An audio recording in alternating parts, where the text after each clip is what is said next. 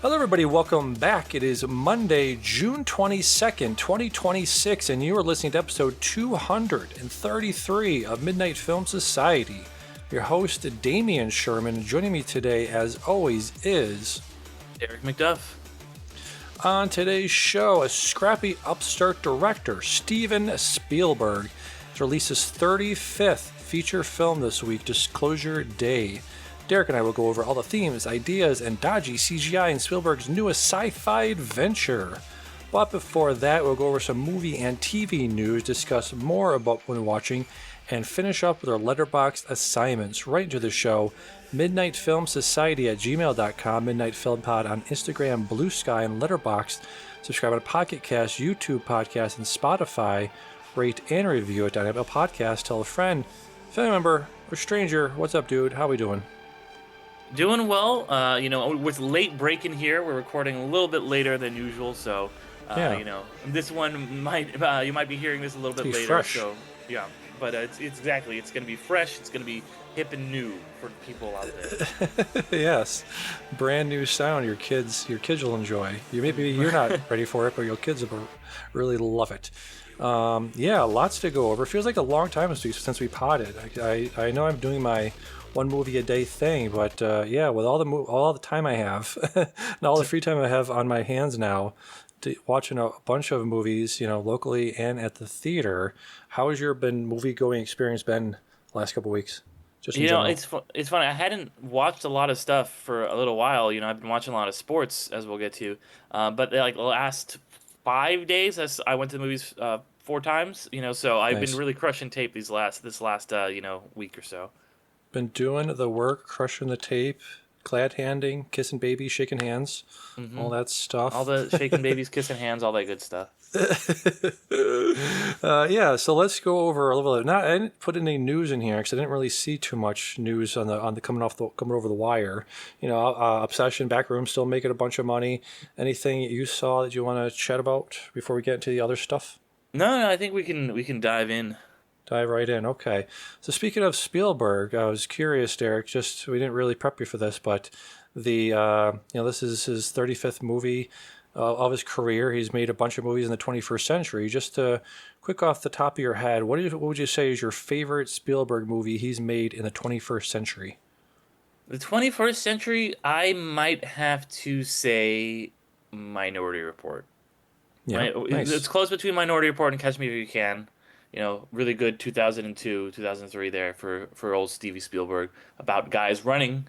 I think Minority Report is just kind of a modern neo-noir classic masterpiece. You really utilizing Tom Cruise in the best possible way there.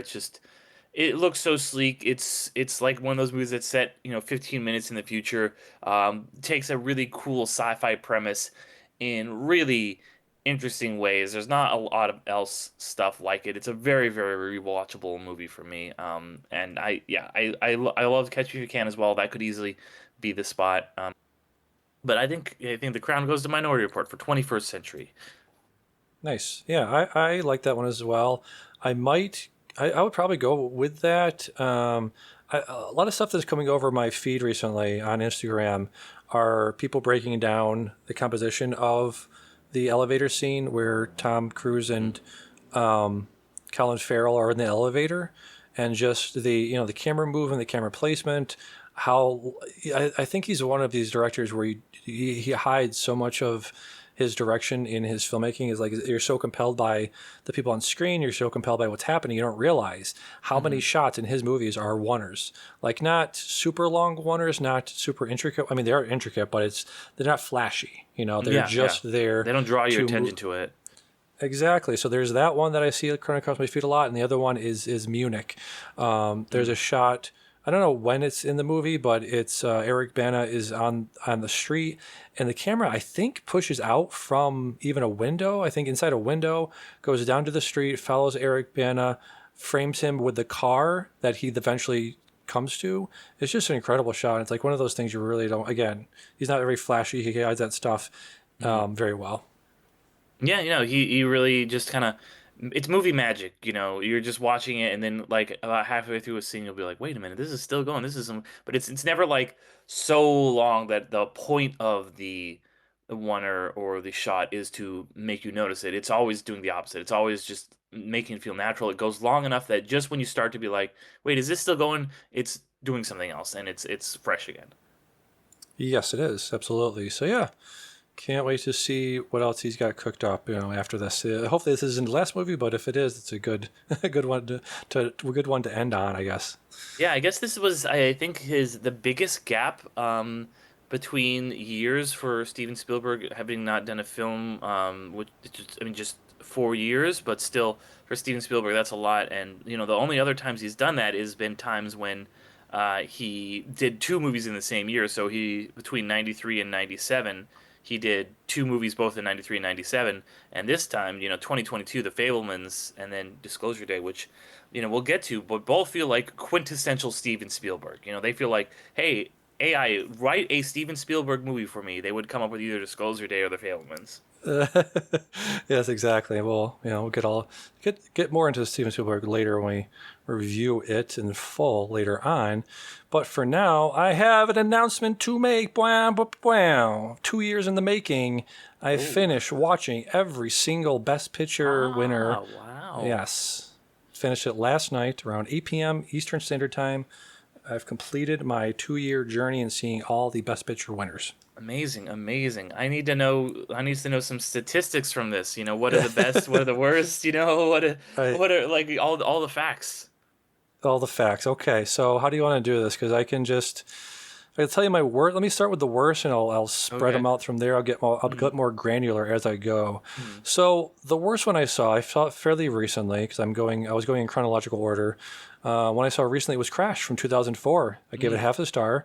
I think it's the worst Best Picture winner. I think it's the Half a worst just because star. Wow. half a star. Okay. Yeah. Have you seen this film? I have not seen Crash. I do not Yeah. done that to myself. Yeah. I think it's the worst because of like just in terms of potential, right? I think a lot of the Mm. early movies, the ones from the 30s, 40s, are kind of lower down, not because they're bad movies, but just because they didn't have the technology back then to make them what they are, what eventually would become. I have a lot of actually early movies in the middle part of my list, but going back to Crash, I think just based on the people in it, the writers, the director, had so much potential and just really whiffed incredibly hard. I'm not alone in my half-star review. I think if you go Mhm. on there, look at recent reviews, people are just dogging on this movie, and for good reason. It's just my review was, what the movie is saying is when everybody's racist, no one is. It takes a very similar to Green Book. This very like, well, everyone has prejudices. Everyone fucks up, in matters of race and gender and things like that and class.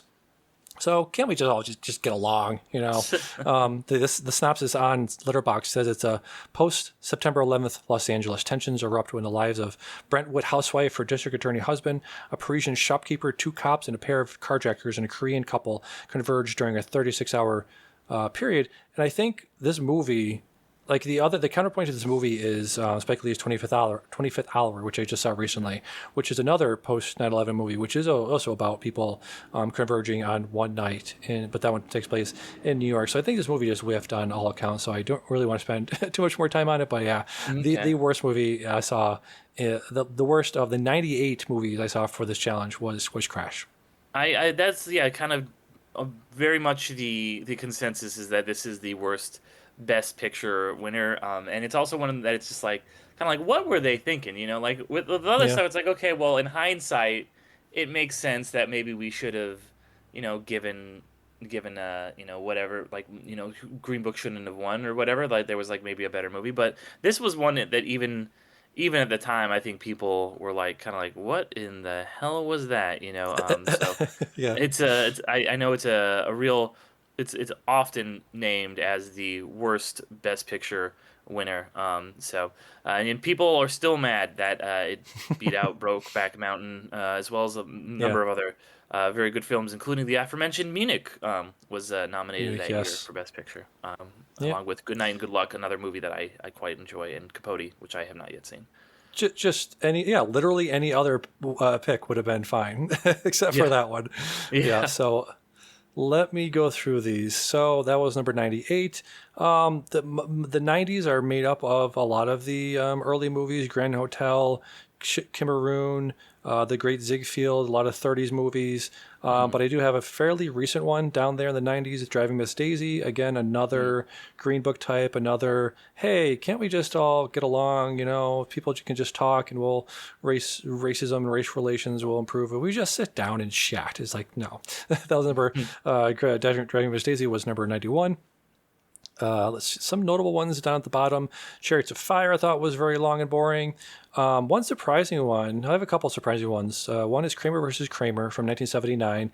Did not enjoy that very much. I felt like it was very heavy-handed and very one-sided in its depiction of a child, what do you call that? Child, what do you call it when you... A custody battle? Custody battle, yes. So very one-sided, very simplistic view. Like, again, that's the reason...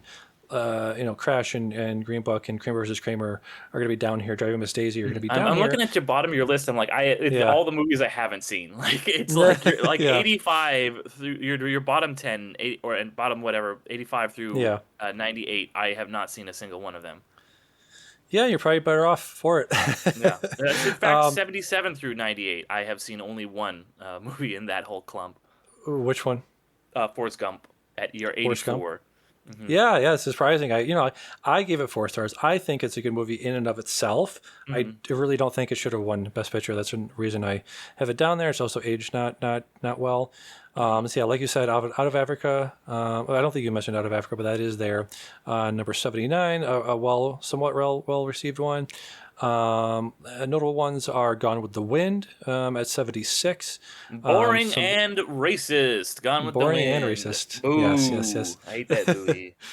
Speaking of boring and slightly racist, it was okay with the race stuff. Dance with the Wolves at 74. English Patient, similar vibes.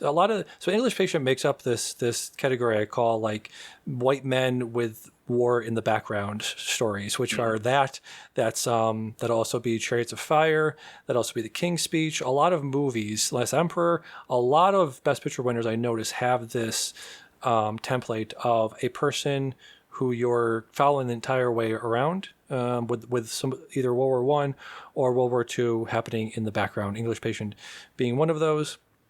Obviously, All Quiet on the Western Front, I have at 73, has that war front and center, World War One front and center. Moving up the list, I have American Beauty at 69. So we're getting into some ones that I feel like are revisitable. Like you could watch them and probably be fine. Feel like you didn't waste your time. West Side Story is at 64. Shakespeare at Love at 62. All About Eve, very, very good movie. I should probably move that up quite a bit. That's at 61. Braveheart, number 60. Any notable ones you see here at the middle of the list here? Yeah, this is kind of a lot of the like, oh yeah, like that was a pretty good movie. Yeah, I guess that makes sense. It won Best Picture back in the day. You know, you got your Ben-Hurs and your Rain Mans and all those kind of like this is a pretty solid movie. I do hate Annie Hall though. Annie Hall, I don't like that movie at all. I think that movie's very annoying and it's made by a very very bad man. Yes. Don't like it. I have that at 67. Some really good ones. I made this list last night. I've been making it along the progression as I've been moving along here, so I probably could move things up. Like Midnight Cowboy, I have at 54.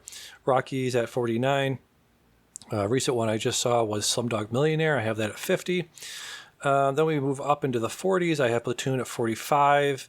Birdman and Spotlight back to back at 44 and 43. A lot of Keaton there, yeah. Deer Hunter, 41, very, very good movie. I could probably see that moving up. Shape of Water, I have at 40. I think that's a very good movie. Lawrence Larry of Arabia at 60. Larry of the Desert. Larry of the Desert at 38. Somewhat recent winner, Nomadland at 36. I have The Artist, which some people feel like probably shouldn't have won that year at 33. It would be one Hurt of them. Locker. You would be, yeah. Hurt Locker at 32. Some older ones that are at the top of they're getting to the top of the list was The Best Years of Our Lives. I really like that one from 1946. I have that at my 31 spot, and the 30s and above are almost primarily made up of either post 21st century movies or very, very recent movies. I have Mm-hmm. Moonlight, Gladiator, Argo, Beautiful Mind, and Lord of the Rings. Return of the King at 30 to 26.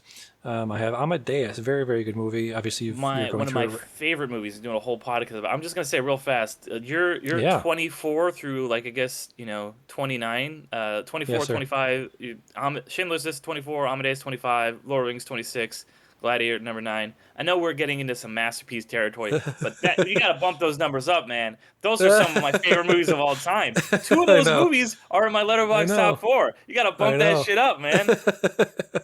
I probably will. I probably will. Adjustments will be made. So moving into the 20s. I Well, let guess me they're just no say, Honora, I guess they're no Honora. they're no Nora, yeah. Recency bias, I think, is starting to creep in here quite a bit. Schindler's List at 24. Some older ones still in there. Mrs. Miniver from 1942 is my 21. So, moving into the top 20 Best Picture winners of all time, I have Departed at number 20. On The the Departed. Waterfront, that Departed. On the Waterfront at 19. The Lost Weekend is a very good movie. Again, a lot of the movies from the 40s. I would say, and I did want to mention this too, which I think the 40s have some of the Best Picture winners of all of them, of all the decades. Because I have The Lost Mhm. Weekend from 1945 and my 18th spot. So here we go. Number 17, Oppenheimer. 16 is Anora. 15, It Happened One Night. Fantastic film. One of three movies to win Best Picture, Best was it Director, Actor, and Actress, and Screenplay, I believe. Right, that's the The big Big five. Five, yeah. Yeah. Number 14, again, very recent recency bias here. One Battle After Another, I have at 14. Everything Everywhere All at Once at 13. I have Marty from 1955 at 12. The French Connection at 11. So my top 10 is One Flew Over the Cuckoo's Nest at 10. Godfather Part 2 at 9. The Sting at number 8. I have Parasite at number 7. The Apartment at number 6. Silence of the Lambs is my number 5. The Bridge on the River Kwai is number 4. No Country for Old Men is number 3. Godfather is number 2. And my number one favorite Best Picture winner of all time, Casablanca. Wow. All right, all right. Some heavy hitters there at the top. I guess it makes sense. Yes. Like I'm Yeah. glad the Sting got so high. I love the Sting. Yes. This thing is great. Sting is so good. My top 10 is primarily made up of movies that are rewatchable. I think I really Mm, favored rewatchability when I was making my top 10 list there. So, yeah. yeah. On God, I mean, those are all solid movies. I said how much I love the Sting, but The Apartment, another one of my all-time favorite movies. Like Yeah. that is Really good. talk about a rewatchable movie. Just Billy Wilder, just firing on all cylinders. Just like that is like a Swiss watch of a screenplay with just some of the best, most charismatic acting you will ever see in a movie. Heartbreaking, romantic, beautiful, funny. It does it all. I freaking love The Apartment. Then yeah, I mean, Silence and Lambs top four. Bridge on the River Kwai, just an old school epic. No Country, Godfather, and Casablanca. I mean, there's some chalk picks, but like they're chalk picks Yeah. for a Yeah. reason. Like Oh, yeah. there's no, I mean, what am I gonna do? Like be like, yeah, fuck the Godfather? No, man. Like those are good movies. Yeah, I think I put those on there also because I'm almost done with the Last Kings of Hollywood book, Mhm. and that's a major part of it of Coppola really taking on. I don't think people realize how much of him taking on The Godfather was him doing that as like, all right, well, I guess I'll make a popular pulpy, Mhm. beach read into a movie. He really didn't want to make like that wasn't his Yeah. priority to make that one, and especially part two. The studio really twisted his arm to make part two. He really wanted to make Apocalypse Now first, and I'm into that part there where he's making Apocalypse Now, and that was just holy shit. I don't know how anybody survived making that movie and how it even turned out to be the masterpiece that it is. Yeah, I mean, uh, it's one of those movies like if you watch Hearts of Darkness, it's Yeah, it's almost like it's the Abed joke from Community. Hearts of Darkness is almost maybe better than Apocalypse Now because they are insane. He almost killed what's his name Charlie Sheen's dad in that movie yeah, Martin Sheen. and Yep. it yeah And Well, I think Martin Sheen might have killed Martin Sheen, almost killed Martin Sheen. well, he did have a heart Mar- attack, and then he's like, and then Coppola was like, uh, fuck it, we don't need to take him to the hospital. Keep shooting the is goddamn movie. yes, okay, there was negligence on Coppola's side, but Martin Sheen at that point in his life was a heavy drug user and drinker, so I Yeah. think that might have had a lot to do with it as well. But yeah, Yeah, no, it's a wild, just one of those movies where it's like you couldn't do that today, where they're like, I'm just gonna spend like $100 million and just yep, blow up half the jungle, because I made The yep, Godfather, and yep, just like the studio will be like, yeah, you just have some more money, It's not based on any IP. Just, I mean, I guess it's sort of based on Heart of Darkness, which is it's loosely adapted from a novel from 100 years ago. Go yeah. make whatever you want, Frank. Yeah, it was very cool. Like the book does a very good job of talking about how I think Coppola was making, or he was editing Apocalypse Now while Spielberg was shooting Close Encounters, Mhm. and Lucas was filming Star Wars. So all of those, Oh, like wow. those three movies were being shot almost in parallel And with each Harrison Ford other. was just hanging out with all of them. He was, yep. So yeah, that's yeah, Best Picture marathon down. I think I've been asking around to see what my next marathon might be, and I think I've landed on the the Palme d'Or. I Oh, think that'll be the okay. next All one. right. Yeah. I was like, what's it going to I'm be? The gonna BAFTAs? The Golden Globe? the Best Golden comedy Globe. Yeah, winners? But no, that's a much yeah. better choice. The Palme I d'Or, think that's so. I really think cool. so. Yeah, Yeah. yeah. So I'll be starting that pretty soon. Very All cool. Very right. So with cool. that out of the way, let's get to what we've been watching. Obviously, you can see the doc here, and I have a lot of things on my doc. I'll go through a couple of these pretty quickly. I checked out Heavy Metal for the first time. Do you know what? So the Heavy Metal is an animated anthology film directed by Yeah.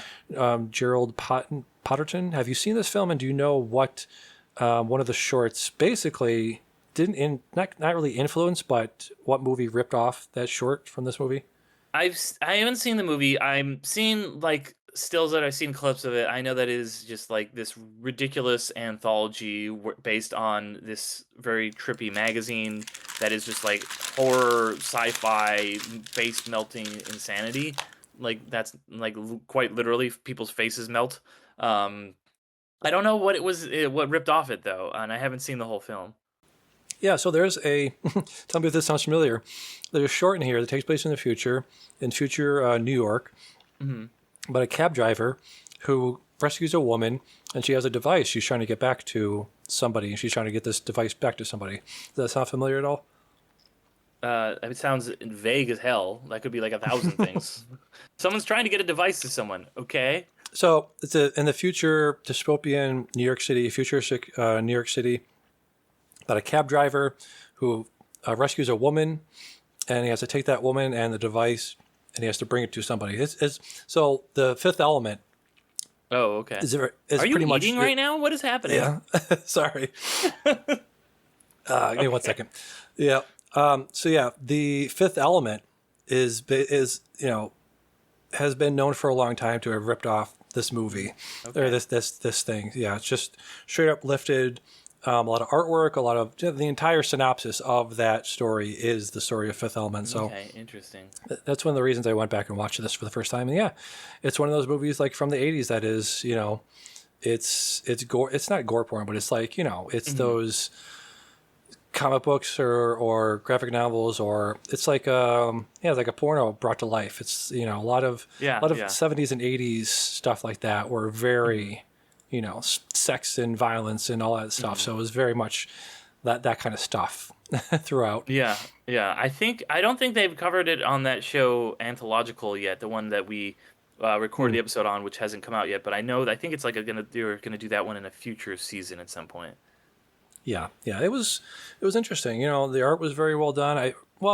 Some of them were well done. I think Eh, you can definitely tell some of them were drawn by different studios or different people because there was Hmm. a massive gap and a massive change in quality between the animation style in each of them. I think the last one was probably the best animated one. People Hmm. don't know it's heavily based off of Heavy Metal Magazine, but it's also based off of an artist named Morbius. I forget what the guy's name actually is, but I think very Mobius. Yeah. Mobius, yeah, very iconic looking and very distinctive looking art style. So, yeah, it was based on the Long Tomorrow, a French magazine. So, the Long Tomorrow is a title of science fiction comic short story serialized in two segments in the French magazine Metal Hurlant in 1976.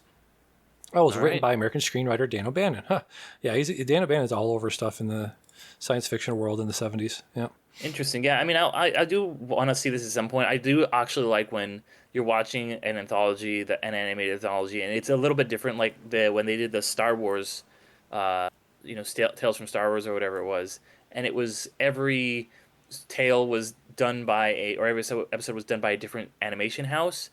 So some of them are Yeah. like more traditionally animated, some of them are like CG, some of them are like there was one that was done by an animation house in like India. So very eclectic, very different vibes with each one, and I always appreciate that. Yes, absolutely. I will just lump the next three together because they are the part of the Best Picture marathon I was just talking Mhm. about. I saw English Patient, Shakespeare in Love, and Chicago, which you saw. Chicago. Chicago. It was one of the worst ones. I don't remember where I put it in my Thank rankings, but you. I think it was pretty far Sucks. down. I Number don't know why people 51. like that movie. My girlfriend I loves that don't. movie. I'm like, really? it I when it going into it, I thought it was gonna be like, oh, cops and robbers, or like a robbers, Mm. like a Bonnie and Clyde type thing. And it's not. It's like they're in jail and they're just singing about wanting to get out of jail, and they eventually Yeah. do by the end. But it's like, Jesus, I had no idea it was just they're them in the clinker the whole time.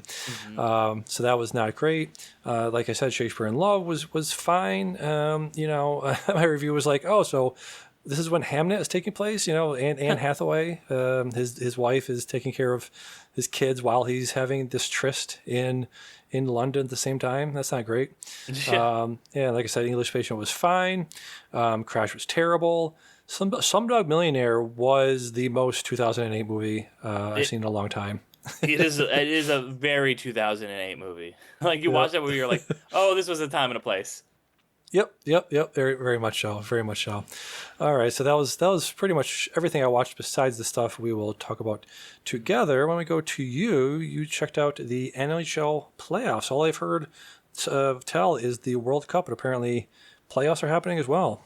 Well, yes, the playoffs happened and they ended. There was Okay. it was a I I was a very they ended right around when we last recorded, I think.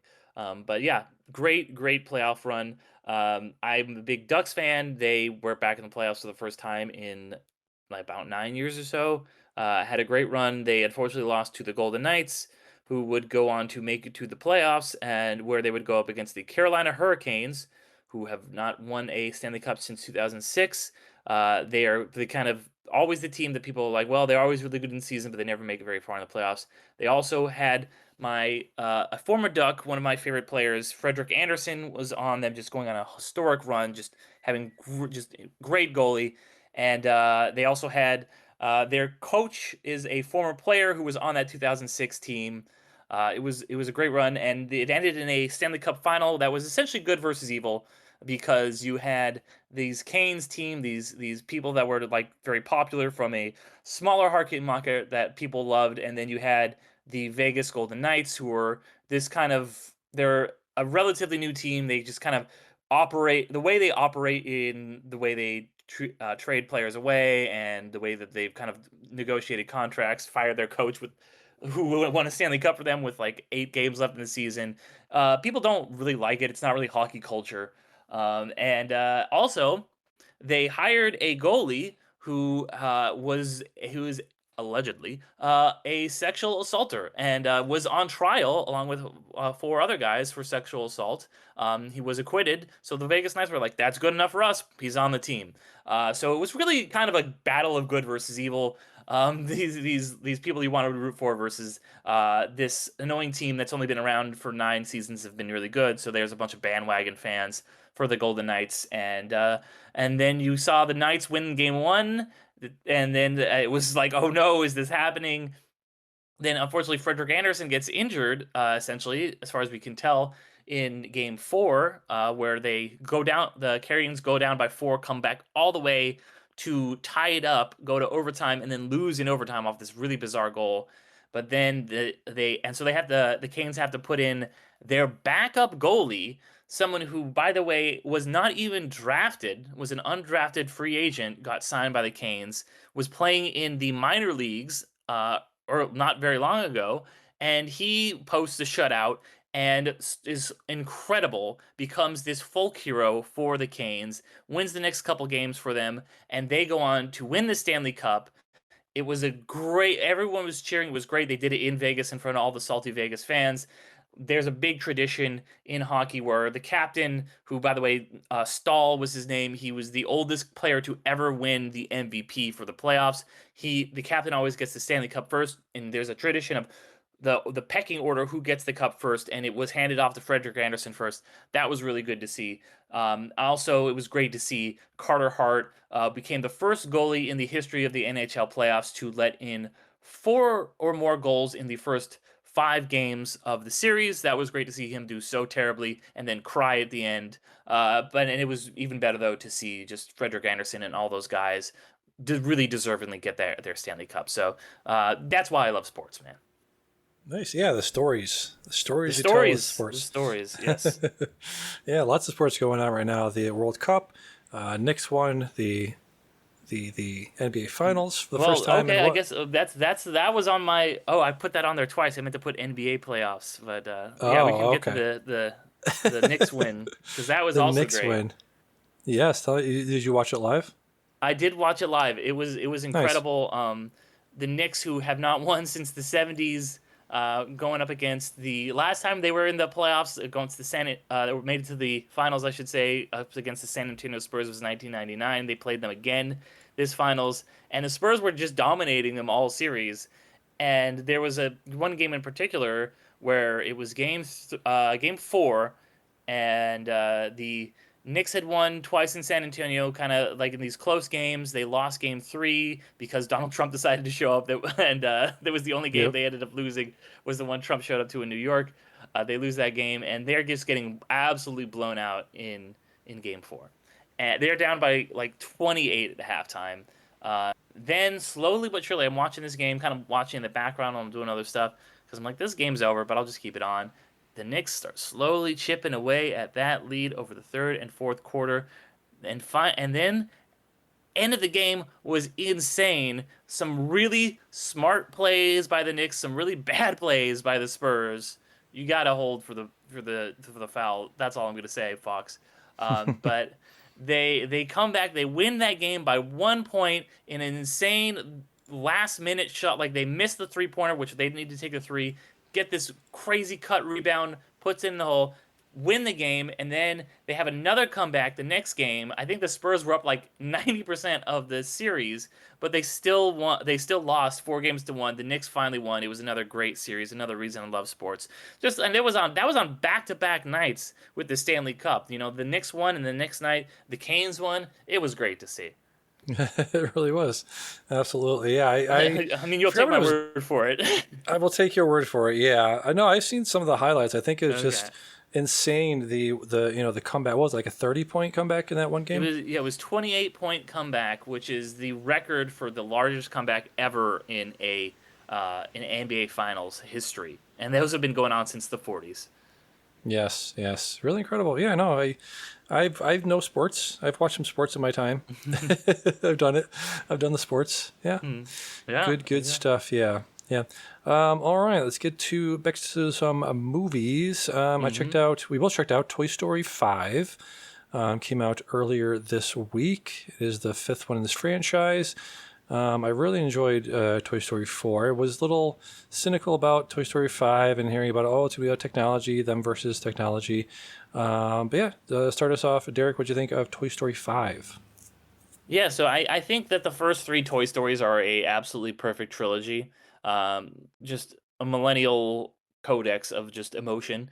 And then you have Toy Story 4, which is a very good coda, very good epilogue that I was, going in, I was a little bit cynical. I was like, you don't need a Toy Story 4. The same was like, I don't know if we need a Toy Story 5, but with both 4 and 5, while they might not reach the heights of those first three, I'm very glad we have them.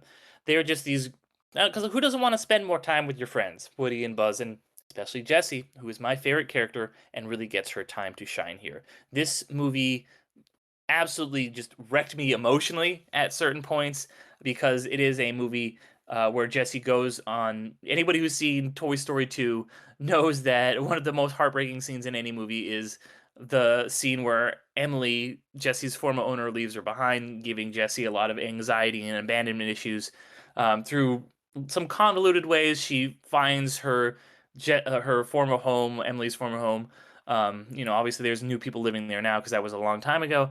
But there's just these beats that happen in it with Jesse's emotional journey that really hit me. It's also this really great movie about female friendship and making connections and how hard that can be in a digital age. There is the tech versus toys thing that was at the center of this that was highly promoted. But I think this movie does something really smart where it's like the tech that we think is the bad guys is not the bad guys. It's just like a tool, and we can use it in ways that are very good or ways that are very bad.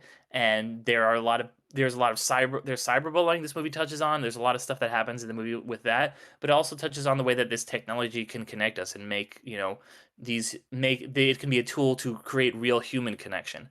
So I was definitely a huge fan of that. I'm always gonna love a Toy Story movie, and I was so glad that Jessie really got her chance to shine. Yeah, absolutely. I like this movie a lot as well.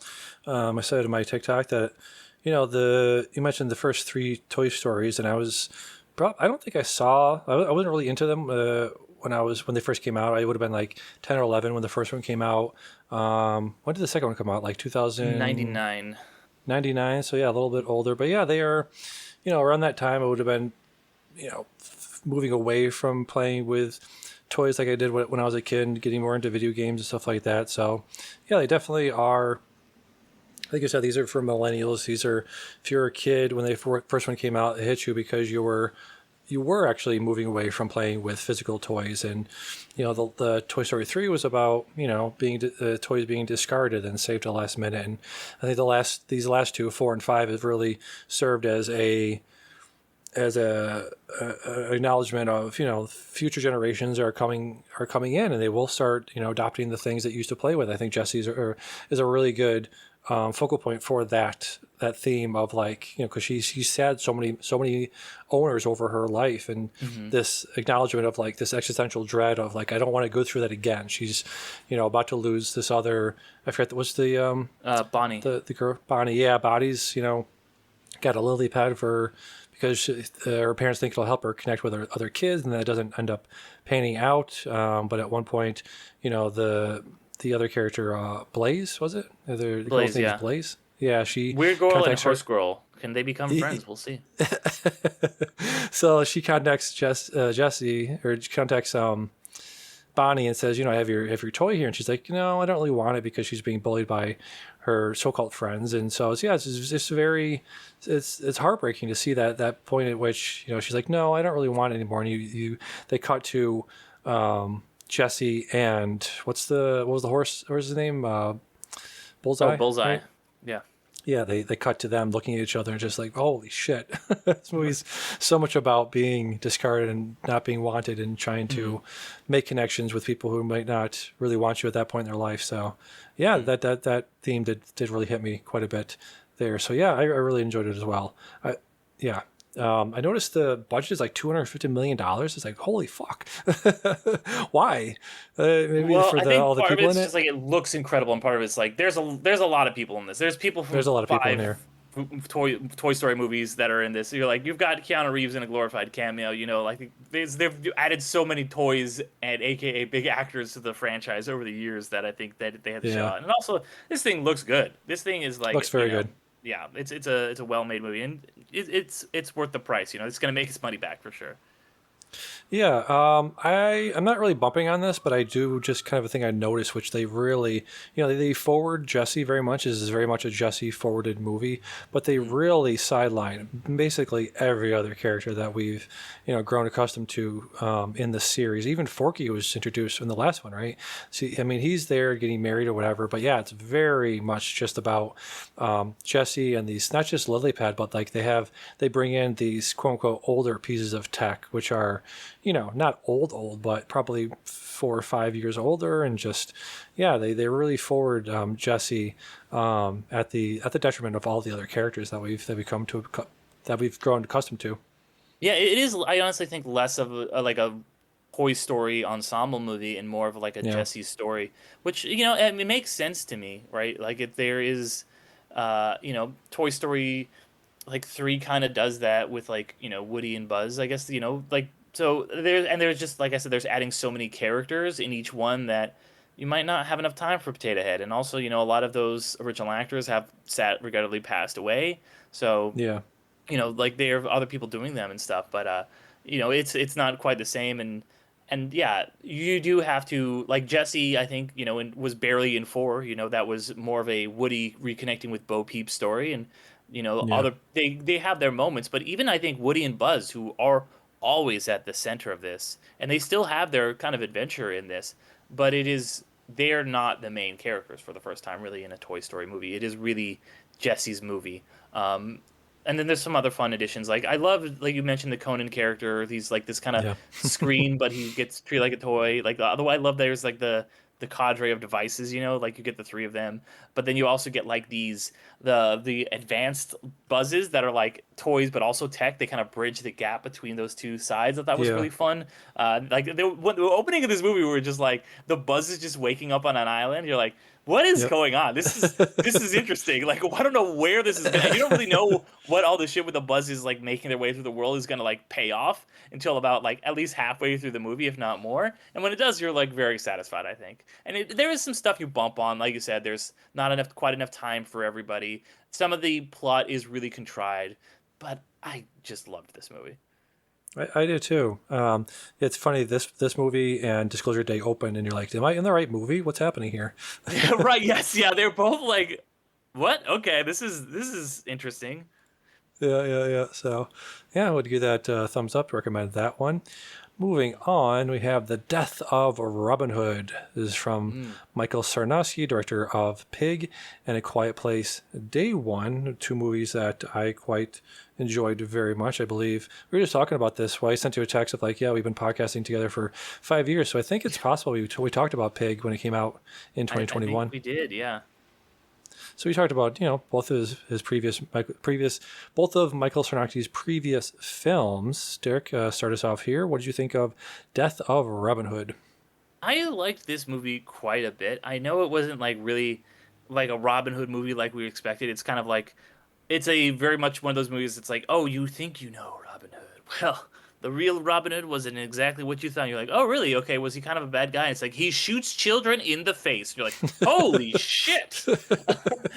So like it's very much like right off the bat the very much the grimmest, darkest version of Robin Hood, and existing in this very, very time when it sucked to be alive. And my letterbox Yeah, review, my snarky letterbox review was this movie begs to ask the question: what if Robin Hood sucked actually?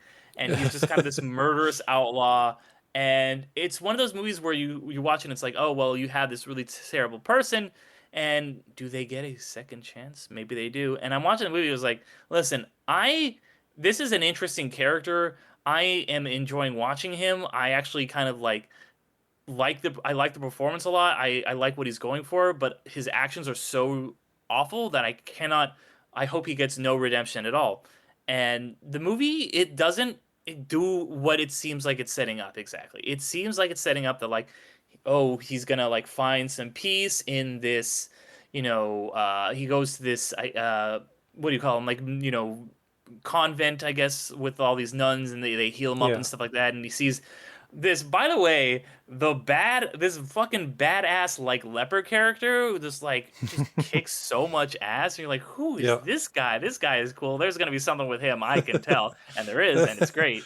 But it is really this movie that it kind of examines not can a horrible person be redeemed, but can someone horrible still do something good and make a difference for good, even if ultimately that doesn't make them good? Can they still commit an act that is truly noble? So I thought this was great. There's some really great action at the beginning of this, and then it becomes like a much slower, more methodical movie in a way that I really enjoyed. I love the way this was shot. I honestly think like it very much feels like, yeah, this is the guy who directed Pig. You see a lot of parallels in the tone of it. Obviously, this is even darker and more intense. This is my favorite one of his films for sure. I really loved this. I loved Jackman's performance. I thought Jodie Comer was great. The kids in this were great. You got a Jupe. You know, a Jupe shows back up. Those are anytime you get a Jupe kid in this, it's really good. And then I wasn't from. I apologize. I wasn't familiar with this game, but Murray Bartlett, who is the guy who plays the leper, really phenomenal. I guess he's been in. He was in The Last of Us, and some other TV stuff. He was in The White Lotus, I guess, which I had not seen. So didn't recognize this guy's game, but he was phenomenal, and I loved this movie. It surprised me. Yeah, I figured you like it. It reminded me a lot of The Green Knight, which you've Yeah, spoken highly of many definitely. times. Yeah, I thought it was like a mix of that and what was it a mix of? It has Witcher vibes just because of the white hair and the way the hair is Mhm. put together there. A lot of Witcher vibes actually, just because of the way he acts and the way he is and the kind of Mhm. his whole persona. What else does it remind me of? It was like a mix of Witcher, Green Knight, and something else. But yeah, I love the aesthetics. I love, things like this where it's they make up somebody that looks like they're from the 1500s. Again, the symbol. Oh, it reminds me of the Northmen, just because of the Yeah. fire and Mhm. the use of shadows there and how he's silhouetted in front of what's his Little John's house? Was that Little John's house that got burned Yeah. down? Yeah. There, Yeah. Yeah. yeah. So him and Little John fighting the dude, and it was just like, man, I know that it wasn't his intention, and like this movie was kind of again marketed differently, not wrongly, Yes. but just differently. But that scene where he's Robin Hood is just fucked up royally, and the guy Hmm. takes him down to the ground, and they're both just going just stabbing each other over and over again, trying to Yeah. stab the other person first. And my God, if this whole movie is like this is going to be incredible. Which it isn't, which is fine. But I was still like, oh my God, just ripping jaws out of each other, incredible stuff. But yeah, Yeah. I was like, Really my sets a God. But tone. yeah, yeah, it did. And so, yeah, the rest of the movie is just him kind of just recovering and just making amends without letting people know he's making amends. There's a Hmm. scene where he's telling the leper who he is, or no, the leper says he knows who he is, and the leper says to Robin to just don't tell anybody because it's nothing good will come of it. And it kind of doesn't. He does just end up, Hmm. no, not really spoilers for this movie, but he does end up just kind of passing away. I And mean, it's, it's in the title, so not it's in not the a shock. title, yeah, yeah. No, yeah. Jodie Comer is very good actress. I think she's been stuck with a lot of not not compelling roles. I liked her a lot in the first few seasons of what was the show, Killing Eve. She was very good in Mhm. that. Yeah. She was good in she was very good in The Last Duel and The Bike Rider. So she has some very good roles, but she's also taken on some not great ones. 28 years later, she was very good in. So yeah, she's done a lot of really good stuff over the years. Really liked her in this as well. But yeah, this is one of those movies I probably will rewatch just for the aesthetics of it, for the cinematography of it. Cinematography here was Oh yeah. Pat Scola. Yep. Yeah, gorgeous, gorgeous movie. And also, I want to say, that scene you brought up with him and the leper, where the leper's just, about to pass away, and you find out he's this person essentially from Robin Hood's past. He knows who he is. I won't spoil who it is because it is someone who, if people know the Robin Hood lore, they might be like, oh, that's interesting. Um, because a lot of this movie plays on the idea of myth and stories and the power that they have to deceive, and Like the movie kind of is just like all the Robin Hood shit, it's all bullshit. Like none of it happened. There is no Maid Marian. Like he has this conversation with Little John. It's like, did we do this to the priest or did we do that? And Robin's like, that guy didn't exist.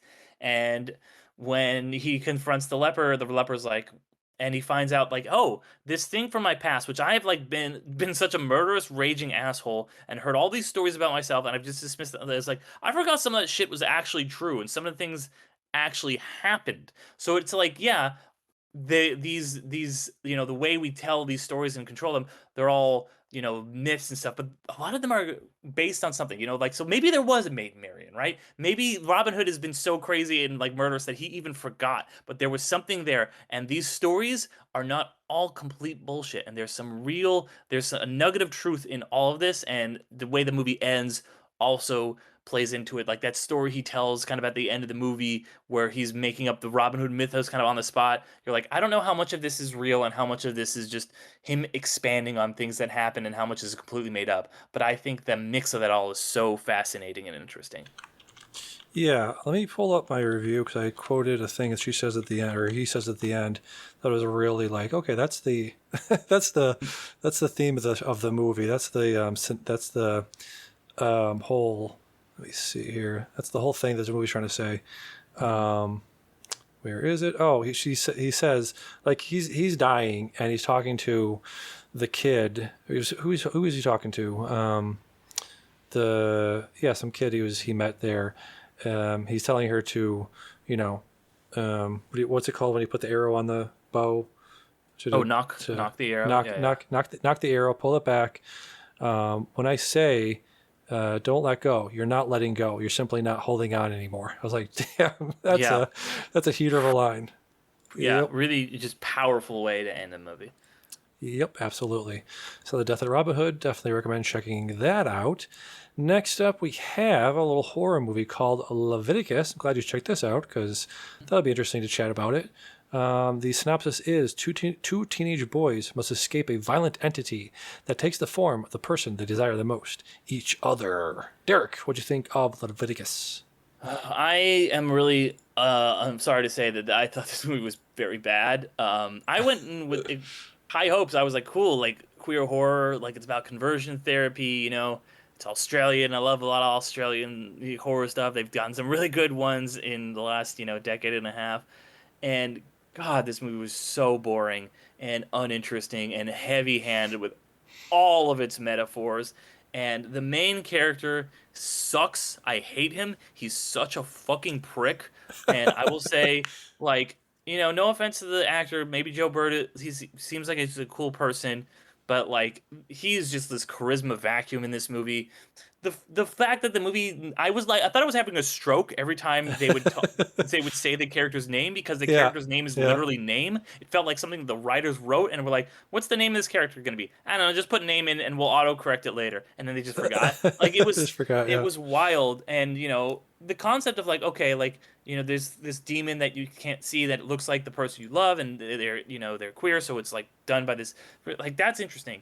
But like they never really do anything that makes you feel uneasy or scared or anxious. It's just kind of like, oh, well, there it is again. He's got to run away from it now. Or, ooh, do you think that's him? Probably. That's probably not the real one. Oh, what do you know? It wasn't the real one. It doesn't really do anything interesting. The way they find out how to stop this entity chasing them is almost like it happens just like incidentally, and then it like never becomes really like, it's like if you find out like, hey, there's this monster chasing me, it looks just like my boyfriend or whoever, I'm gonna like immediately text him, use fire, and then we'll scare it away so you will know Yes. it will not be me. Yes. Or even if you see the person, like, oh, here he is, let me just boop boop text you right now. Oh, did your phone ring? Can the entity make a phone? I don't know, but maybe try that. It's something at least. They're just like, they don't tackle this in any way that is fun or interesting, like something like It Follows does, where you're like trying to figure out like, oh, what's happening here? What's going on? It's just like the most basic lazy writing, I felt like, which is a bummer because I was like, I want to see this really cool queer horror movie, and they just So I guess that means we are living in an age of equality. It's like, yeah, now there can be really boring, elevated horror movies for queer people now too. Like, hey, we've truly it's We made it. 2026. We've We made it, reached guys. equality. But to go back to the lighter thing, right?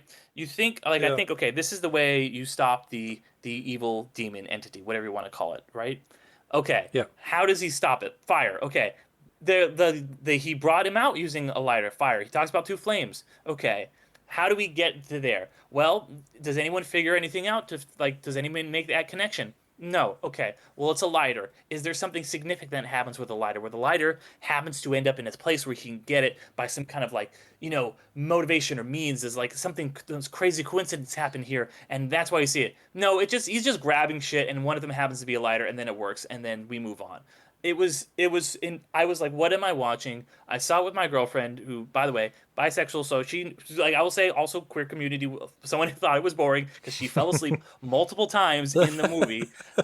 I'm non-binary too, so I'm also just like, please, better representation. This movie was just really boring. I was not really digging it. I will say Stacey Clausen, who plays the love interest Ryan, he was really good, but also I didn't understand his character because he's like, yeah, I'm really into name, but also I'm hooking up with this other guy Hunter, and the movie, it felt like it's like, well, what do two doms do when they hook up? I don't know, they throw rocks at each other to show they're tough. I'm like, what? Like what? It's like, You yeah, that's know what that. You know the that gays classic do. They trope. throw the rocks at each other. Like that's what the gays do. They love throwing rocks. I'm like, what is happening right now? I just and I know I'm in the minority here. I know people are loving this movie, and I wish I was a fan of this movie because it's such a cool concept. It's so cool that it was something we could get, I mean, maybe I would feel different if I had gone through conversion therapy and was really religious and was a gay man. But this one did not hit for me. I don't know. What did you think of it, Damien? Am I crazy here? I gave it like 3 stars. I thought it was fine. I wasn't bowled Yeah. over by it. Tell me real quick, because I think I walked into this movie about 2 minutes late. So the first girl is just like attacked by a thing. She sees the things coming at her. What exactly happened in that scene? So yeah, the first scene, it's a girl in like it looks like a public pool, and then a shower head turns on, and then she kind of like walks over the shower head and starts just moaning. She's clearly like, either getting like head or something happening, but we can't see it. We only just see her reaction, and then she just gets blood splatters and goes in the pool and she dies, and then it's like, oh, spooky setup, and that's what gets referenced later by the girl who's snapping the rubber band in a really Yes. disturbing way on her arm. She was, yeah. That scene was kind of freaky, and the way she, I was thinking like, oh, she's like going for it. She's like trying to be memorable. Hmm. The way like she pulls her head back and looks at the kids like screaming at them. I was like, oh, maybe Hmm. I would if I was the director, I'd like tone it down like maybe 20%. You were Yeah. just losing your shit way too much, and I felt like that was a lot of this movie of just pull back a little bit. I give this movie like 3 stars. It is a little disturbing for me as somebody who's liked Mia Wasikowska a lot. Is seeing her playing a mom for the first time. I was like, oh man, She's everyone's getting older. literally, yeah, no, like I turned to my girlfriend and I was like, she's my age. She was Yep. born in a month, at 2 months after me. Okay, so we're Yeah. like this both Yeah. 36. How Yeah. does she have a teenage son? That's, I mean, the math works out, I guess. You have a I kid when guess she's 20. so. Yeah, like Yeah. she's religious, so they probably had kids young, but still, Yeah. I didn't like that. I have her letterbox pulled up. I've seen a lot of her movies actually. I've seen Only Lovers Left Alive, Crimson Peak, Stoker. Apparently, she was Alice in the Alice in Wonderland movie. I have yet to see. She was in Maps of the Stars, Bergman Island. So yeah, I really enjoyed her in many things. I thought you were saying the main character is a charisma of a vacuum. I feel She's like a bit of a wet blanket.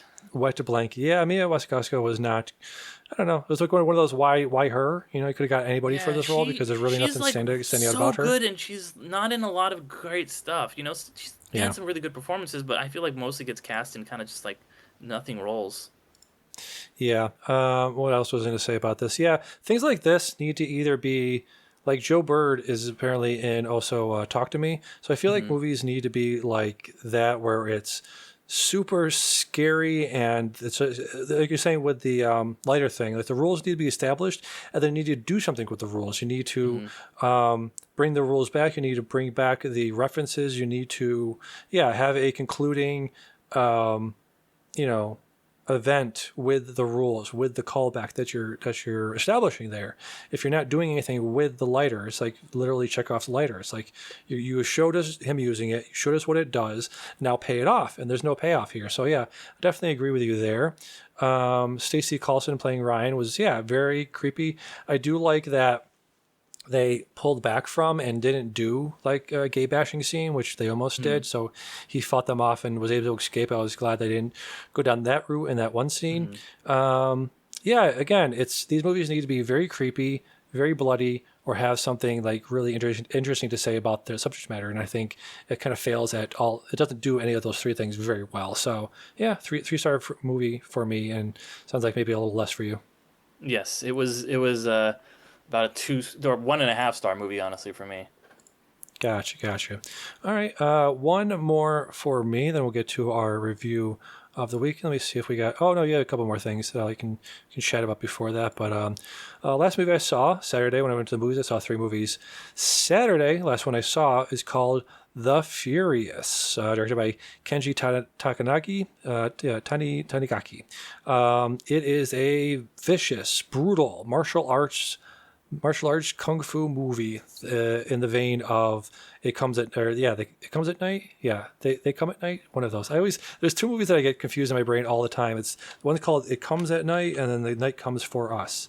So It Comes for Night is an A24 horror movie. The one I'm referencing is called The Night Comes for Us. It's the night, and we're coming again. It's the night, we're coming again. It's coming all over you. The night is.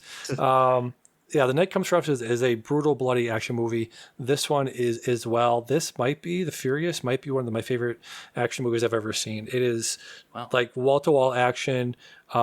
It's got, not super, it's got a little bit of stylized action, meaning people get hit like with, ping pong ball or like wrenches, and they'll get hit with machinery, and they'll get like stabbed, and they'll be dodging things they shouldn't be able to dodge. So it is a little bit heightened, a little bit of the Crouching Tiger, Wushu type martial arts, but it is also very grounded. So one of the best hand-to-hand combats I've ever seen in the last 20 minutes is one giant fight scene between 5 people, and there's a shot where you just see this Kill Bill, this very stylized shot of just their eyes, like bam, bam, bam, bam, bam, all their eyes on screen. I was like, fuck yeah, this movie is rocking my shit right now.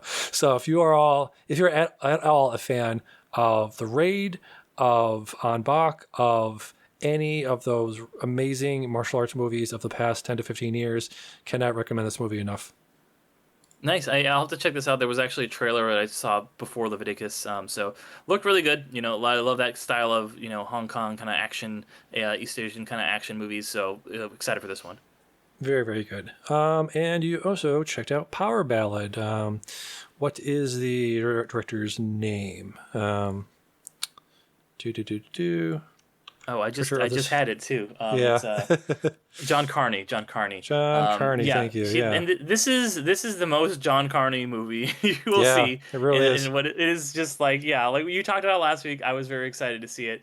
It is very much like, hey, it's this guy, and there's a musical thing happening, but his family, there's something going on with the family, So I really enjoyed this. I thought this was a very fun time in the movie. It's not the best John Carney movie by any means, but you're seeing Paul Rudd. Like you said, it's a nice movie. There is you're a little bit mad at some of the people some of the times, but it is mostly just kind of a nice, relatively low stakes movie with some good music in it.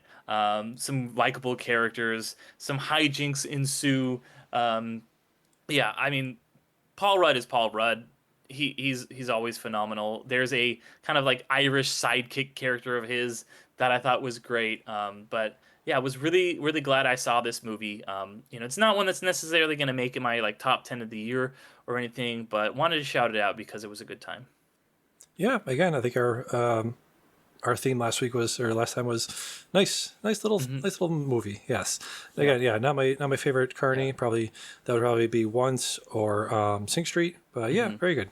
Yeah, Very good very little very film. Irish and on. It's always Oh nice yeah. to see Jack Reynor show up in, especially a John Yes. Carney movie, because he's so good and underrated, and he's such a little prick in this movie. He's so great. Yes. Did you notice the busker? I think it was like near the end. The guy busking was singing "Falling Slowly." Oh, I didn't even catch that. That's really great. Yeah, yeah, yeah. Yeah, it was a very good movie. Highly recommend that. All right, so I think we went through everything, right?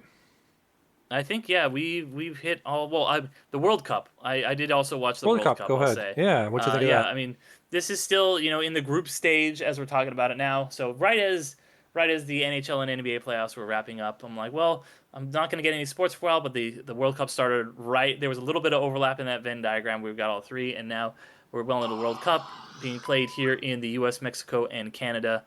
So it's been nice to see that these games we've been playing at home. The U.S. has won both of its games so far, and it along with Mexico, we are the first two teams to qualify for the knockout stage. So it's been a while since the U.S. has been this good at a World Cup. Knock on wood, see how far we can get.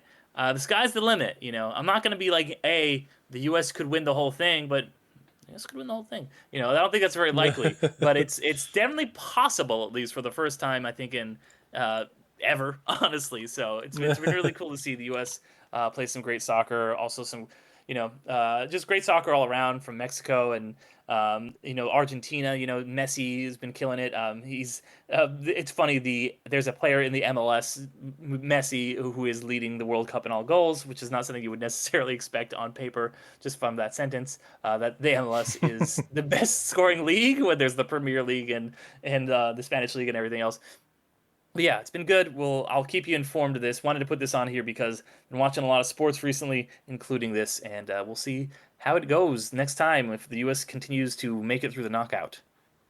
Yeah, as you're listening to this, next game is Thursday, June 25th at 10 p.m. 10 p.m. Eastern, I believe. So yeah, Yeah, U.S. versus check them. Turkey, which Turkey, they've yeah. already qualified for the knockout, so that one is doesn't really matter, but I'm sure it will still be a good game because Turkey's Yeah. already knocked out. The U.S. has already advanced out of from their respective group. It is just for equality's sake, I guess. It is notable that the female soccer team, the female men's, Jesus Christ, the women's FIFA team, the women's soccer team has won Women's World Cup in 91, 99, 2015, and 2019. So yes, Yes, there the has been a women's team U.S. is very good, much better than the Very, very men's good. team for the U.S. Yes, yes. All right, so that does it. I think it only leaves our review of the week. Yes. Yes, indeed. All right, so with that, let's get to our review of the week. Steven Spielberg's Disclosure Day. I think I saw this maybe a week and a half ago by now. Yeah, Steven Spielberg's 35th movie. Screenplay by David Koepp. Notable that is a story by credit Steven Spielberg, one of the few movies that he wrote himself, story by credit. Movie stars Emily Blunt, Josh O'Connor, Colin Firth, Eve Hewson, and Coleman Domingo. Derek, what did you think of Disclosure Day? I thought this movie was fine. Like I'm kind of I feel like there's been a lot of people online who have been really singing its praises or really saying that it's awful, and I think that both of them have a point. Like I said, this is the most Spielberg movie that's ever Spielberged. Mm-hmm. Like we talked about the Fablemans, that movie is very much like Steven Spielberg's got to talk about his entire life before he goes on stage. But Steven Spielberg, he's well known for, in addition to making these really good dramas, making these great genre films that are still about people, that are still about real stuff. And Disclosure Day does that in spades. It's like, hey, this is a movie about these two people and all the kind of people around them, but it's also like conspiracies and aliens and Nixon talking to Jackie Gleason. Did you see that? Oh my god. And it's a very smooth, fun ride. It almost feels like someone like a J.J. Abrams or somebody trying to do Spielberg. It's got all the Spielberg hallmarks. It's got all the stuff that he's known for. And there's some great action sequences. Sometimes it is a little bit much like where they're on the train and they've got to get away from the other train's going to crash into them because they're stuck on the car that's stuck to the train. And then, oh no, the Richard Alpert looking guy is shooting at them at the same time. They got to get off. And then But then there's a nice scene right afterwards where, all right, well, she's having a panic attack. He calms her, puts her hand on piano. I think some of the best scenes in this movie are not the stuff where it's like, oh, we're in an invisible fire truck and we're getting away from Colin Firth. Colin Firth, who's after you? I think the best scenes are the ones. There's like a scene where Josh O'Connor is just on the phone, and you just are seeing the just in some classic Spielberg Janusz Kaminski shit. He's just talking on the phone, and then through the hotel window, the motel window, there's cars going by, and they're just kind of making these light patterns on the ceiling, something that you've seen every day in your real life. And I thought it was just so beautiful. And I overall just, there's a lot of stuff that doesn't quite work for me, particularly towards the end where they, spoilers, they're like, and everything's real, and you spend 20 minutes like, oh, this is pretty cool, this is pretty interesting, like they're revealing everything. It's a little bit heavy-handed, but then they're like, and now we're wheeling out this alien grandpa in a wheelchair, and I was like, what the fuck is that? I don't know. It had its ups and downs. I'm always going to be happy to see a Steven Spielberg movie, especially a Steven Spielberg alien movie. This is his fifth one. Feels like the most, just like all the Spielbergy tropes and even the John Williams is like, this is some Spielberg John Williams stuff right here. Like it's really good, and it was really just like, this feels like a lot of the John Williams kind of best stuff that he does with Spielberg. Which is, I think, different than stuff he'll do for other directors. I think you can always kind of be like, this is a Spielberg Williams collab right here. So it's funny because this was my number 3. Toy Story 5 was my number 4 in my most anticipated movies of the year. So I kind of knocked them out back to back. Was really looking forward to this one. I wouldn't say I was disappointed. It wasn't, didn't reach, number 3 movie, but it was still something I'm glad I watched. Yeah, it's a pretty good review. Thank you. Yeah, I've been listening to a lot of podcasts this week about this movie and about the discourse on it, and I have never been more annoyed at discourse about a movie. Okay. I know that people more like nitpick discourse about, day, if you know what I mean. 10 county points to you. What was I going to say? Yeah, just so many nitpicks about that wouldn't happen, this wouldn't happen. And the biggest one, and we'll talk, full spoilers for this movie, the biggest complaint, the biggest nitpick people have about this movie is that, people wouldn't care. People wouldn't look at their phones that much. It wouldn't bring us together. We've seen COVID and we've seen world events that people just think about themselves and actually make people even worse. It's like, to that point, to that specific point of, this won't bring people together. This won't, this won't stop people in their tracks. It's like, this movie spends about 7 minutes on that. It's like, you're not watching the movie. You need to watch the text of the movie is 7 minutes. When they show the footage to the world, when it's on people's phones, that's like 7 minutes out of a 2.5-hour movie. How you can get from this movie is bullshit because it's not accurately displaying how people would react to an alien disclosure is fucking crazy to me, because it's 2 hours and 30 minutes and 7 minutes of it is spent on showing the world this information. They're like, oh, people are going to look at their phones. It's like, yeah, for a second, and then go back to what they're doing. And also somebody was complaining in the same vein about like, oh, what if people don't have Wi-Fi? How is it on everyone's phone at the same time? Well, she's in the studio. The studio gets shut down because Colin Firth and his goons shut off the power. The power comes back on because of the device she uses. Do you think maybe the fact that the device is powering the studio means that the device is also transmitting the picture to their phones? But that's a tiny nitpick. Again, it's they had the Buzz Lightyear Wi-Fi drones. They did. Got them, so they're good. They did. But overall, I just want to say, I think directors teach you how to watch their movies. And if you're going into a Steven Spielberg movie, a Steven Spielberg sci-fi movie, and you're nitpicking about how video is being transferred to somebody's phone, you've completely lost the plot, like literally and figuratively. Like, what are you talking about? That's not realistic, that this wouldn't happen, and that Colin Firth wouldn't just give up. Like, I'm not going to go through all of those nitpicks, but it's just like, dude, please turn off your brain. Just watch the movie. It's like he's made a movie about a guy blowing up a shark with a bullet that probably wouldn't blow it up because they've proven it, and on Mythbusters proved that wouldn't happen. He's made movies about I'm just going to go through the list here, but it's just every movie you watch of his is like, so yeah, it wouldn't really happen. Yes, big BFG or whatever. There was one I had here that I pulled up. It's like, yes, he's made movies about dinosaurs coming back to life.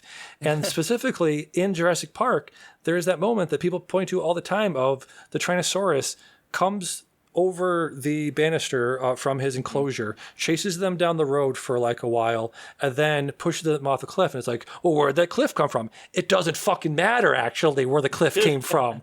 Shut off your fucking brain and watch the movie. It's like there are clips of from not a Spielberg movie, but from Scorsese's Departed, where the continuity is completely off when Jack Nicholson is smoking a cigarette and it comes back to him and the cigarette's completely gone. It doesn't matter. These continuity things, these plot points, these things that are unrealistic, just leave it alone, you know? So I'll get off my soapbox about this, but this has driven me crazy over the past week, just listening to people losing their minds about shit that I just don't think matters overall, you know? Yeah, no, I mean that nitpicky stuff is always frustrating. Because I mean, there's a point where it can take you out of the film, right? I think there's definitely that breaking point where, as long as it doesn't reach that, you know, I wouldn't say turn off your brain, but like, you know, you gotta suspend disbelief a little bit, you know, Yes. and if you're working, as long as the movie is working in the reality that it is set up, I think you're fine. Still have my problems with it, but I think that a lot of these nitpicks are just insane. It did get a little Kingdom of the Crystal Yes. Skull with the aliens at the end, but overall, you know, I don't have really that many nitpicks. Like my problems are not with like the plot machinations of the movie Yeah. necessarily. Yeah, so let me tell you what I thought of the movie, not what other Okay, people yes, please. thought of it. I really liked it. I liked it a lot. I think this is probably, in terms of his sci-fi movies, in terms of his 21st century movies, this is probably in the top 10. This is a Oh wow. fantastic Spielberg movie. I think it's a really, it shows that he is complete command and masterful mastery of the art form. Like some of these shots and some of these compositions are just incredible. Specifically the farm, a lot of stuff in the farmhouse was really incredibly shot. The escape from there, from the point at which Cheshire Connor's character comes back to the farm, sneaks into the car, and he's like, oh shit, what am I doing? What am I doing? But just before that, let me back up. Just before he gets back into the farm and takes the car, again, speaking of camera movements that Spielberg does really well and hides these wonders, that whole one shot of following Cheshire Connor from the farm, from the meadow, onto the farm, through, like, the camera moves into the fence, follows behind him into the car, and that whole scene of him just going like, oh, what the fuck am I doing? What am I doing? What am I doing? It just shows, he's making this up as it goes, and it's probably not a good plan. But yeah, that whole escape scene there was incredible. The train sequence was incredible, of them being pushed into the train and then eventually jumping on it. And again, it's like, would that happen? No, it really wouldn't. They would be dead a million times over, but it doesn't matter. I think you alluded to it, but yeah, the scene just after that where they get in the train and they escape, and Margaret is having a panic attack, and Joshua Connor puts his hand onto the piano wire and helps her calm down. I think was not just an extraordinarily human moment, but also just in the movie itself of having that confidence to be able to slow down and be like, yeah, this is a scene that we need to take a beat right after this action scene to slow down and remind you that these characters are human. Another scene that I was like watching, I'm like, wow, nobody else would ever take the time to do this. I don't think anybody would choose to take the time to do this. I don't think a studio would allow almost any other filmmaker to take the time to do this. Is when Margaret and her like boyfriend, I guess, are in the car, and they're trying to leave the gas station, and he's telling her, or she's telling him, to throw the phone out the window and drive over it. And he misses it like 3 times. And I was like, this is hilarious. And a really great, character moment, and just a very funny movie moment. Did you like that scene as well? I liked that scene. I think that was a really good use of it. Wyatt Russell really sells it in that scene. I think he's pretty unsung in this movie. He's really good. And a great character. He's a very likable character who's doing, like, you think about from his perspective, Wyatt Russell is doing the right thing, and you feel bad for him because he's clearly in this relationship that is not working out for him. He's trying to follow his dreams, and Emily Blunt is kind of like, "Oh, I'm gonna leave. We should go." And yeah, but there's a lot of moments in this movie I think that are like supposed to be like funny Steven Spielberg joke moments, and I don't think that they don't land. I think because when I saw it, at least there was a lot of like a lot of like polite chuckles at a lot of those scenes, where it was like, oh yeah, that's fine, Ruthful chuckle. right, But there was definitely some good, particularly physical humor in this. There's that, and then there's also when there's the invisible house and the agents are like Yeah, running in through the windows and stuff like that. yeah. So I think Spielberg does a lot of good physical comedy. So that was another one of those Steven Spielberg hallmarks that was very present in this film. It was a very Spielberg-esque moment. Very what's the word? Yeah, basically akin to the moments in E.T. Again, the kids on the bikes would never escape, but it doesn't matter. It's the chase. It's that moment of like childlike wonderment of I'm really fast on this. I feel like I'm fast on this bike, and I feel like I can outrun anything. And in that movie, they can because it's a movie. Yeah, but again, I totally agree that invisible fire truck scene was peak Spielberg. That was exactly why you go to a Spielberg movie. I do want to point out Coleman Domingo is kind of like the fourth lead in this movie. I think, again, just like with Toy Story, you have that like what's happening? What is he building, and why is he building it? Mm-hmm. I think another thing people bumped on, which I don't really understand, because if you take 2 seconds to think about it, it makes sense. Where people are like, well, how did they know that was her house? And it's like, they didn't know it was her house. They knew because Coleman Domingo was communicating with an alien, because again, they brought out the alien at the end. Coleman Domingo was in communication with an alien the whole time. The aliens gave him the schematics or blueprints to somebody's house. They didn't know it was her house, right? Because she comes in and like, oh, it's you. They didn't know it was her. They just knew it was somebody's house looked like that, and she just happened to come there. So I really want to give shout outs to Coleman Domingo, who's really great in everything. It's clearly an homage or a reference to, he's a director. He's doing directory stuff. So I think that was it's kind of a callback or reference to how Spielberg works. Is very, things are chaotic. Things are going wrong. He's having to adapt. And I think that's a very good allegory of, how Spielberg works. I've always heard that he's a very calm and serene director. So I think that was kind of a reference to how he works, probably, right? Yeah, no, I think that's a very good point. Coleman Domingo kind of definitely being in the stand-in for Spielberg, where he is this calm director who's making these sets and like kind of walking through everything. And maybe Colin Firth is the man behind it, the producer who he's had to break free from and like kind of do his own thing. And I think both of them are so everybody's in this movie is really good. Obviously, Josh O'Connor, who I love, Emily Blunt's very good in this. Shout out Wyatt Russell.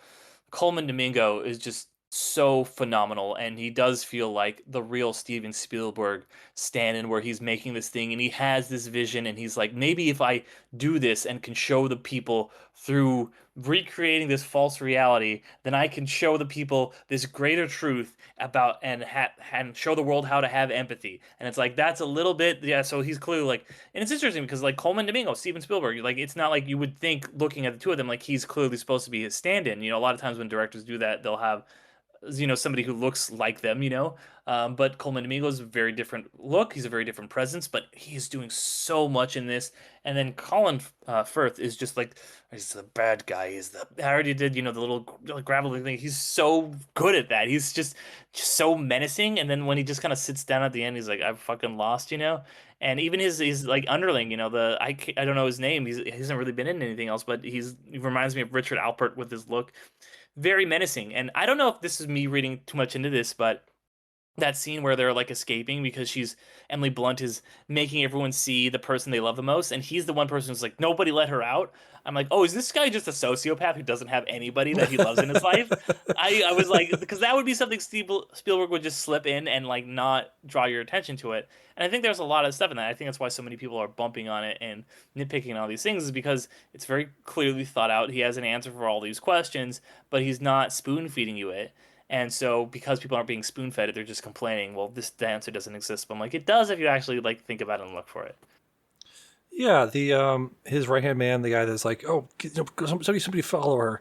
Hmm. This is like his biggest credit. Apparently, he was in Harry Potter and the Goblet of Fire. That's his like most popular movie as Roger Davies. Anna Karenina as Burzov. But yeah, other than that, not too much to his credit there. The interesting people that Spielberg always finds. Speaking of like the main cast, we haven't really talked about yet was Eve Houston. She was apparently in She's so good. so good. She is apparently Bono's daughter. I didn't know that. Hmm. She was in Jay Kelly as Daphne. She also in another Spielberg movie, Bridge of Spies as Carol. Speaking of, let's see, person's name, the director John Carney. She was in Flora as Flora and Son. She was kind of the main person. She was Flora. She She was was Flora Flora, in yeah. Flora and Son. Yeah. She's not the She sun. was She was just Flora. she was just Flora. Very, very good in this movie. I'm trying to think of like standout moments of her. Like she was, like the whole nunnery thing. I thought was kind of a weird side plot, but it just like a. I feel like it was just a thing they tried to had to figure out like where can we put these people that nobody can find them or nobody will know where to look. Like let's just make her a former nun or something. I um, loved all the religious stuff, to be honest. That was some of my yeah, favorite stuff. You know how like we talked about how good Elizabeth Marvel was too as this nun, and because that it's not so much about like the like Judeo-Christian like imagery or anything, but it's more just like about having faith, and about when you find something new out about the world, so many people react to that with just being like denying science and stuff like that. But she is just like accepts this as part of her faith, part of her understanding of the universe. I love the line where she says some like she's kind of crashing out and she's like, well, we're like if the aliens are real, then it goes against Genesis and about us being his ultimate creation. And then Elizabeth Marvel goes, his ultimate creation on Earth. He doesn't on say Earth. anything Yeah, about in Genesis about the aliens. So I yeah. just love the way that religion is handled in this movie, and that religion and science don't need to be these adversarial things. They can be hand in hand, and like faith can be a very good thing, and it is in this movie. I really liked that quite a bit. Yeah, and the other line, who'd you say was playing the nun? Elizabeth Marvel. Lewis Marvel had the other line of, you didn't lose your faith in God, you lost your faith in humanity.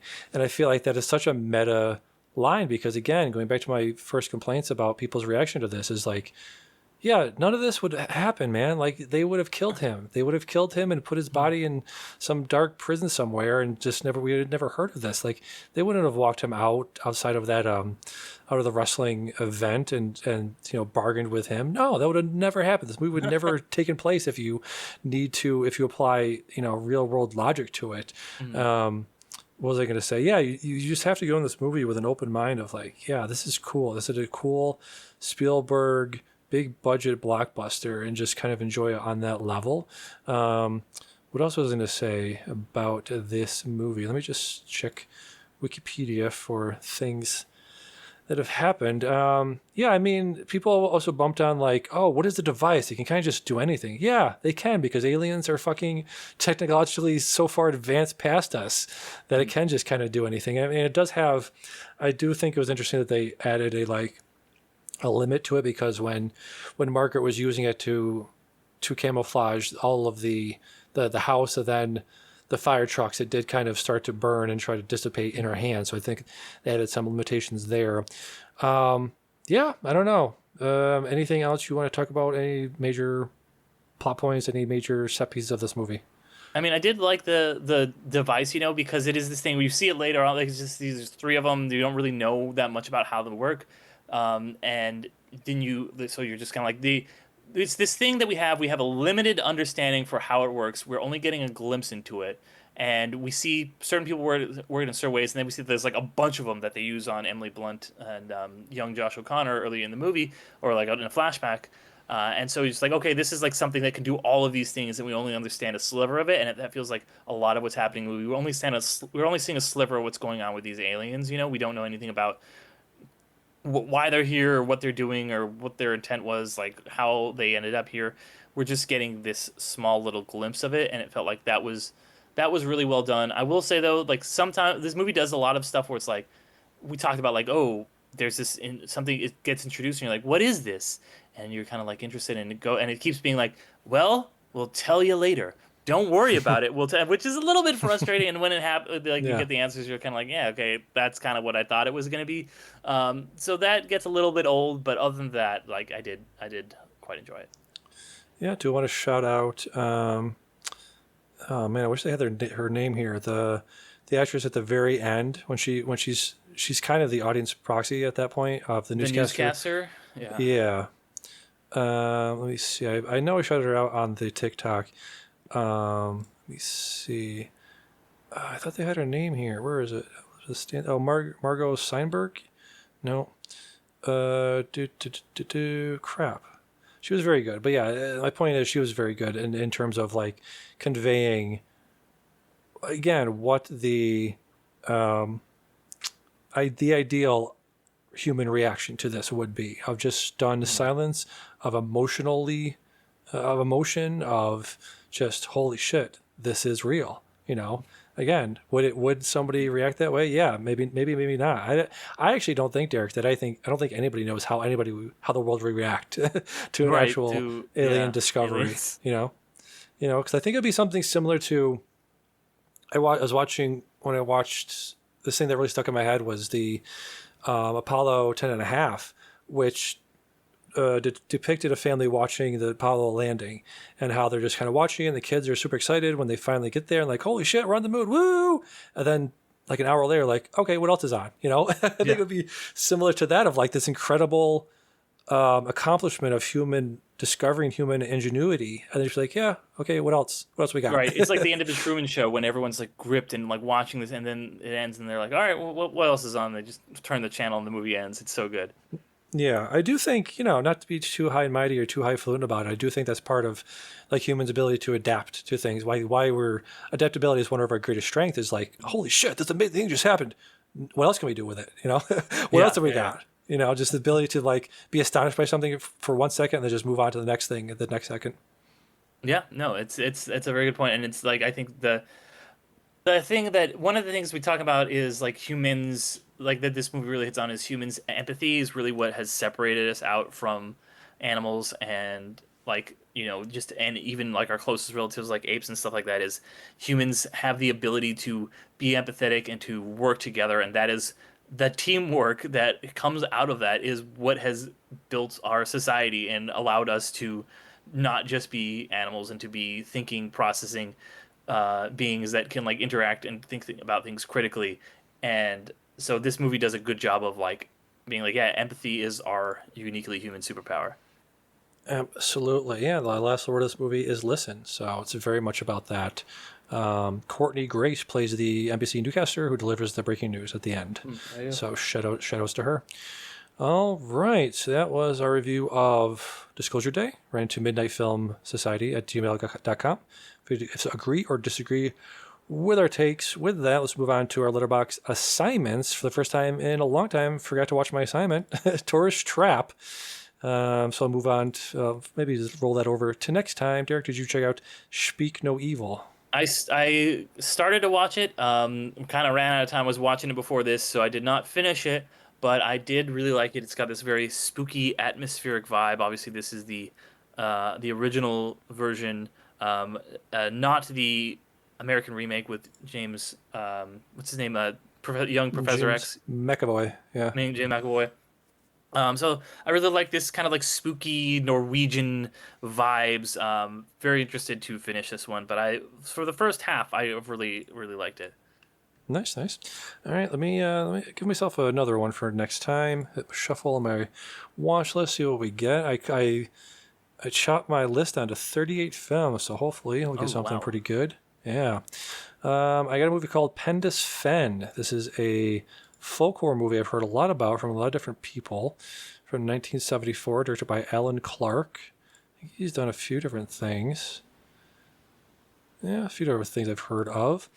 Synopsis is, through a series of real and imagined encounters with angels, demons, and England's pagan past, a pastor's son begins to question his religion and politics and comes to terms with his sexuality. So it's 88 minutes, so nice little short watch for me next time. All right, do you want to spin your thing or do you want to finish Yeah, up I've this pared one? mine down to a small 559 films. So let's see Okay. what I get this time. Oh, All I right. might have to respin because I got Avengers Doomsday. So I did. Yeah. I have future films. I knew I at mean, some point that I was gonna get one. So there let was a me leak. A shuffle one leak more came time. out of that recently, showing like 30 seconds of it Oh wow, recently. I don't know if you caught that. I did not. I did not. Okay, Yeah. so I guess I'll hold off on that one for a Okay. while later and Yeah. see what we For got about for. 6 months. Oh well, here we go. Okay. Speaking of, you just talked about this movie. You just watched it. Best Picture winner. That came from 1998, so the 99 Oscars. Shakespeare in Love. Yeah. Yeah. It's a good movie, I guess.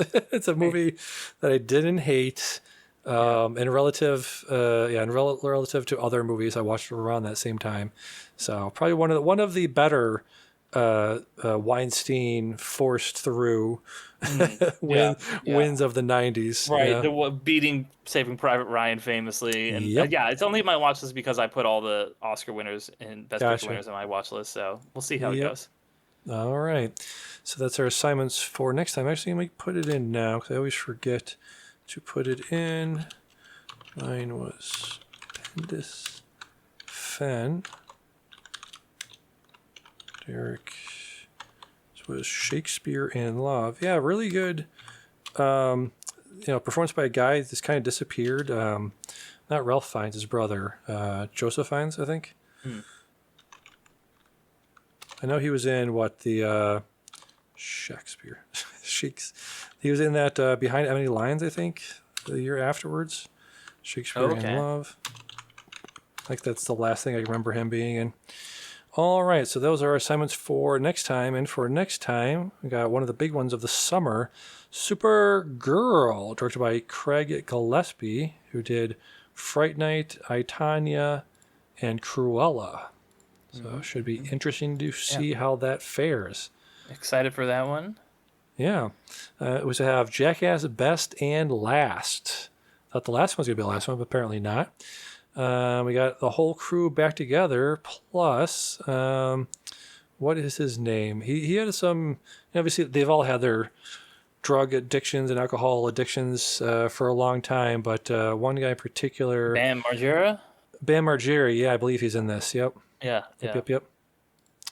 Yep, I'm so we're excited for this watching one. that. Love. I mean, both of these I'm very excited for. Supergirl, like you said, Gillespie. You know, I loved the the last Superman movie, and then Yeah. I just I watched Jackass as a kid, like as a teenager on MTV, and then seeing all the movies.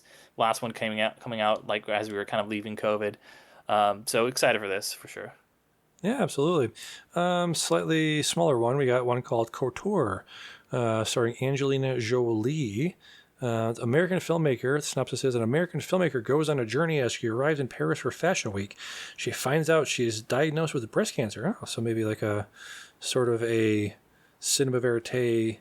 What do you call it? A fictional but not fictional story Hmm. for Angelina Jolie. And the same week, we have one I'm actually pretty excited for it called The Invite. It's a 2026 comedy film directed by Olivia Wilde. Stars Seth Rogen, Olivia Wilde, Penelope Cruz, and Edward Norton. Yeah, yeah, So, yeah, looks yeah. So interesting. and then the week after, ooh, it's some interesting titles. The week after, that's for sure. Like, yeah, I was going through this. I was like, what happened? Did the movie studios forget July existed, July 1st and July 3rd? Did they forget I the, mean, there's gonna be they're gonna make money, I think, but oh, quality yeah. wise, well, you know what? Maybe this one will be good. The trailers actually make this the most recent entry in a franchise I'm not super fond of look kind of interesting. Yeah, so the movie Derek is referencing is Minions and Monsters. I don't know how many of this that makes it. It There's depends on if you're Despicable Me counting the 4. Despicable Me movies or not. Like, there's Yeah, four Despicable Me, and I think this is the third Minions movie. And I like Despicable Me. I didn't like the first two yeah, Minions movies. yeah. I don't think I've seen any of the Minions movies. This one stars Allison Janney, Christopher Waltz, Jeff Bridges, Jesse Eisenberg. So, a bunch of heavy hitters in this thing for Yeah. some reason. I And then mean, we people also love the have Minions. They want to. People are saying, "Hey, we're making a Minions movie," and Bridges is like, "All right, sign me up. I'm ready to be in a Minions." We also have the same week Enola Holmes 3 for some reason. I guess they Right, because people cared about the first two at all. I guess they did. So that'll be out on the old Netflix box there if you care enough. But that week in theaters, again, I picked this up because there's literally nothing else coming out. We have Young Washington, which I always think about, like, why did they make a million Lincoln movies? They've made a million FDR movies. They've made a million, other presidents movies. There really is a lack of Washington movies, isn't there? Oh, a million FDR movies. I don't know which. I mean, there's a lot of Lincoln shit, but I Yeah, feel there's a lot like of I don't Lincoln know if shit. there's more FDR stuff than Washington. Well, World War II movies, anyways. Sure. Yeah, And he's so in stuff, you know. I mean, Truman he's shows in, up in yes. Oppenheimer, but he's not exactly like it's not a Truman movie. Sure, sure, sure. Um, yes, there's that. Young Washington is out if you want to watch that. Yeah, And also a from movie called, Angel Studios, a yes. studio that okay, starring a bunch of right wingers. Cool. Yes. Yeah, Angel Studios, the developers and distributors of some fantastic films such as Sound of Freedom, Cabrini, Homestead, Brave the Dark. So basically, if you want to watch a movie about either human trafficking or Jesus, Yes. go check out Angel Film Studios film. And this is about how young Washington and Jesus stopped human trafficking in the 13 colonies or whatever. I mean, they were doing human trafficking, so I think they stopped themselves. Is what happened there. Um, we also have what else did I have on here? One, just like literally one other one I could find was coming out the same week called "The Man of War," written by William Kaufman. So yeah, not a Not, a lot that movie that week. does A not little exist. does not does not exist exactly.